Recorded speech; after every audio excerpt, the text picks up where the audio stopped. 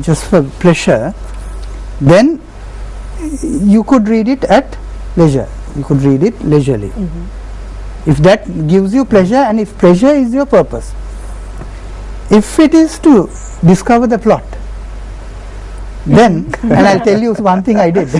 When I think the last book of Harry Potter was released. Yes, the really thick one. Yes. I went with my daughter to buy it. I was at Vijitayapas. I think it was 5:30 in the morning. So we queued, and suddenly, because the queue was longer, they broke the queue, and I managed to get into the new queue and get the book. And my purpose was to find out whether Harry Potter lives or dies. So we're going to put a spoiler alert out now, just in case people out there, our viewers, haven't read Harry Potter yet. So close your ears. It's been a long time since Harry Potter was released. I'm sure anyone who's interested knows. Yeah, now, so my purpose was to find out. So what I did was I quickly turned to the last chapter, because I knew they say in any book, I don't want to spoil the fun, but in any book, a wise thing to do is to scan it, go through it, and then turn to the last chapter and quickly read it, because I think you would have experienced after reading the entire book, many people find, why didn't I read this chapter? Or the whole thing is there. So if you read it, not only in a storybook, even in a textbook, you would find a good synopsis somewhere towards the end. Would you say that about your book as well, Doctor? If you read just the last chapter, would we be able to? Not exactly, because in this one, this is a book which takes you through a course. Okay. Step by step. But having done it, then yes, a person one could go and pick and choose certain sections. So would you say for kids who are in school and say who are really backward in terms of learning, is this a good tool to acquire? Exactly, and I think since you use the word backward, I would like to emphasize that there are no children, that every child can learn very fast, very easy, and very joyfully. Having said that, why? There are three learning modes. Some learn visually, that is through pictures. Some learn auditorily, that is through sound, and some are kinesthetic, that is they need to experiment, do something, and you would also see them. They will do like this and show and make a big how out of. Okay. Now, great learners have all three systems, the visual, auditory, and kinesthetic, by birth. Okay.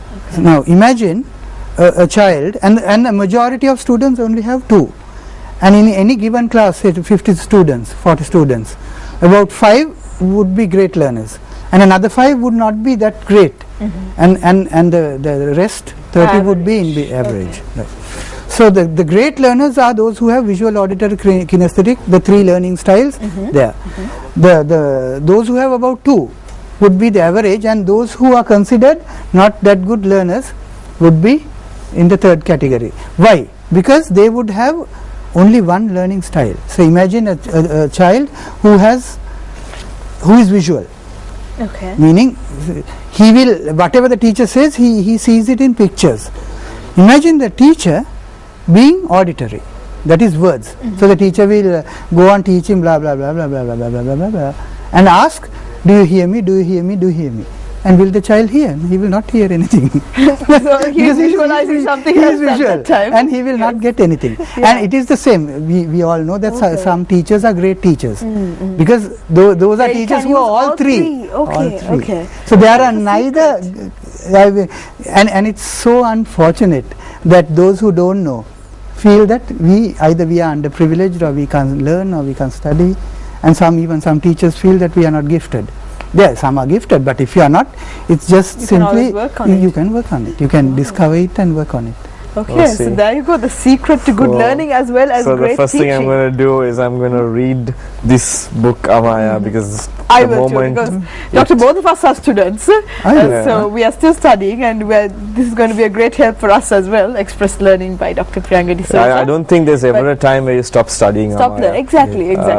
it's an ongoing thing, and I'm sure it's something that, you know, whether even if we finish a course we're supposed to do tomorrow or day after, I'm sure there's always something that we can take out of this book in the future. Definitely. But speaking about your personal journey, Doctor, I think we stopped at the point where you had joined the FIFA World Committee as a sports physician. So did those experiences also come into all the 19 books that you've written so far? I mean, what are the things that you gained from it? Initially they would have colored my the books, the way I write, or my experience. Certainly I think some of my experiences were shared.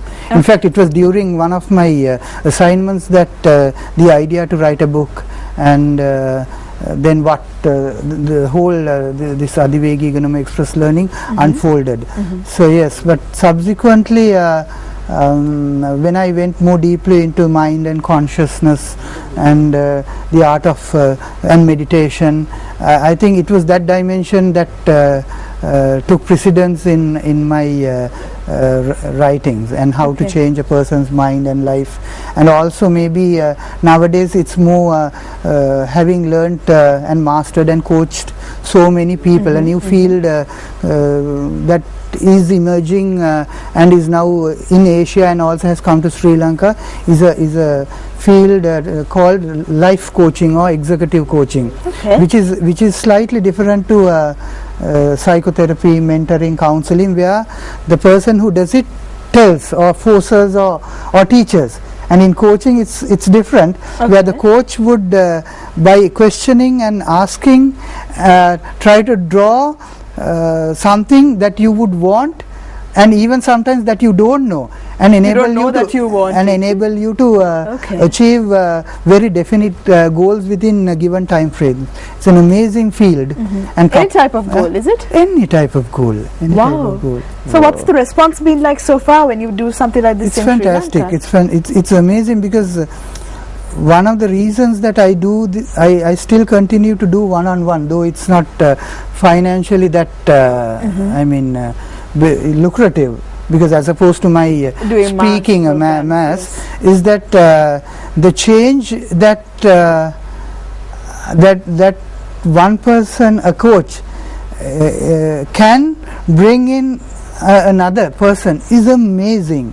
Like, may you be a student. Now I've coached students who have simply given up, or parents have brought them and said this child simply is not interested, and brought them within a few months to enter uni level in Sri Lanka.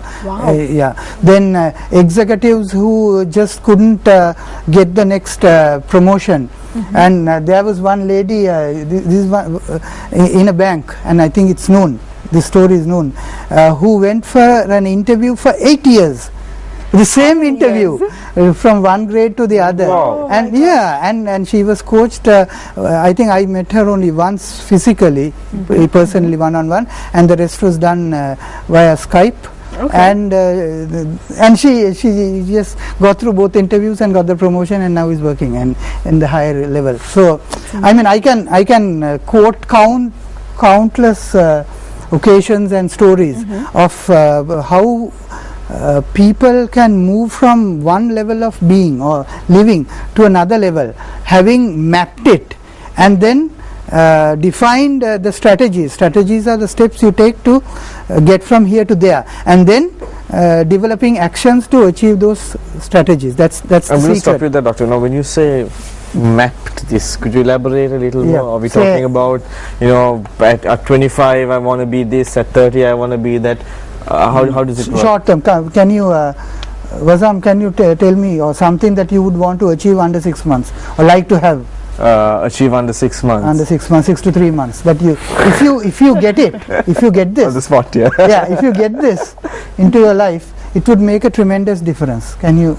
I've been trying to finish off a particular course I've been trying to do for a few years now. Okay, right. And so I'd like to finish that off in 6 months. Okay, so say it's 6 months and you would want to finish this course. Then your goal would be to finish the course in 6 months. So that would be step number 1. Now if I'm coaching you, so I'm trying to concise. Then the next step would be to define the strategies. The strategies are the steps you would take to get from here and here to there. So then we would try and find out what needs to happen for you to for that to happen. So you would say, I need to do this, I need to do that. If I ask you, okay, what needs to happen for you to do that at that level? Okay. What needs to happen? If say, yeah, I give you Aladdin's lamp and there is some magic available. if this happens, I've achieved my goal. What are those? So in order to achieve it, I suppose the first order of business would be to go and apply. Okay, so you would apply. Yes, and then I would have to work on my assignments. Okay, so you would have to work on your assignments. That's another thing. And eventually submit it. Okay, submit it. Yeah. And then is there anything more that if you develop your say reading skills, or if you are more competent or reading faster, would that help you? Yeah, definitely, and I suppose it takes a lot of self-discipline to sit and work. Okay, so some meaning you would like to find more time to apply to more time and find more the right positive attitudes. Okay, so the attitude, the time. Now I think we would have come up with about 6 things. If all those things were to happen, would you achieve your goal? Not sure. No, if they take place, if you assume that everything, all those 6 things happen in your life, will you achieve your goal? More likely to. It's more likely, and more likely to. If you assume that there is some power or there is some magic. At the end of the day, I have to apply my knowledge. No, we assume that you apply. Okay. In that case, yes. In that case, yes. Then the next step is, as a coach, we would set definite time frames. Say, depending on your affordability and the time and money you can spend, we would slot, okay, we meet in 1 week or 2 weeks or 1 month, etc. Monthly for 6 weeks, and then find definite actions that would take you from step by step. So basically, Doctor, what you're saying is you take each goal which you have in mind and you treat it like a project. Exactly, but I was simplifying this. Now, when I coach, I would take a person through a very special goal setting process. Okay. There are several steps, and once you go through that process, unknowingly you come up with 2 or 3 goals that, if it is a reality, if it comes true, would make a phenomenal difference in your life. Okay. So and that going through that process itself, Uzam, is life illuminating, because some people tear knowing that, okay, my word, if this happens to me, how different would I be? That itself, leave aside the rest. Great. Yes. Wow. It's all about thinking positively about your life and achieving the goals that you want to achieve. Here on Good Morning Sri Lanka today, we have Dr. Priyanka D'Souza with us in the studio, and we'll be right back with him just after a very short commercial break.